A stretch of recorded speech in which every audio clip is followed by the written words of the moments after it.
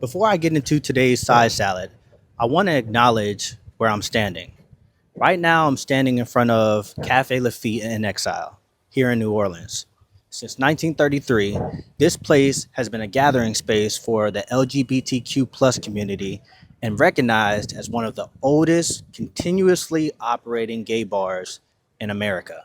If you spent enough time in the city, you've probably heard people point down Bourbon Street and say, that's the gay side.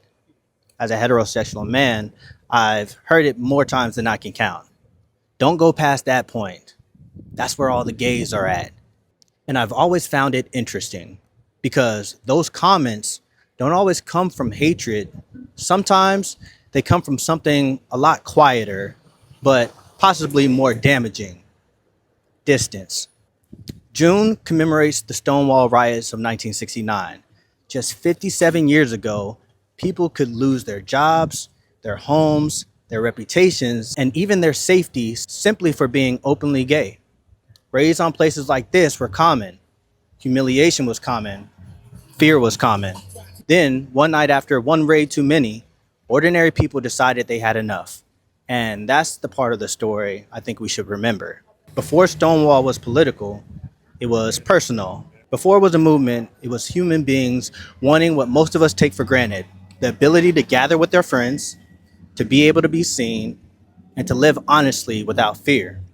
I assume no matter where you stand on the spectrum of sexual fluidity, most of us know what it feels like to be misunderstood, to feel out of place, to wonder if we belong.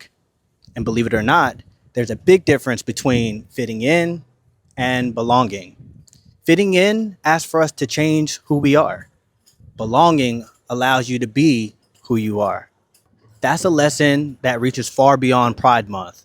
In a world that profits from division, where the labels often speak louder than the stories, Pride serves as a reminder that every person is more than the category they've been placed in. Every person carries hopes, struggles, victories, failures, and a story worth hearing. As an ally, I don't celebrate Pride Month because I share the same journey. I celebrate it because I believe that dignity should not be conditional. Because when people no longer have to hide who they are free to contribute exactly who they are. And in the salad bowl, that's the goal. Not that everyone becomes the same ingredient, but that every ingredient has a place on the table.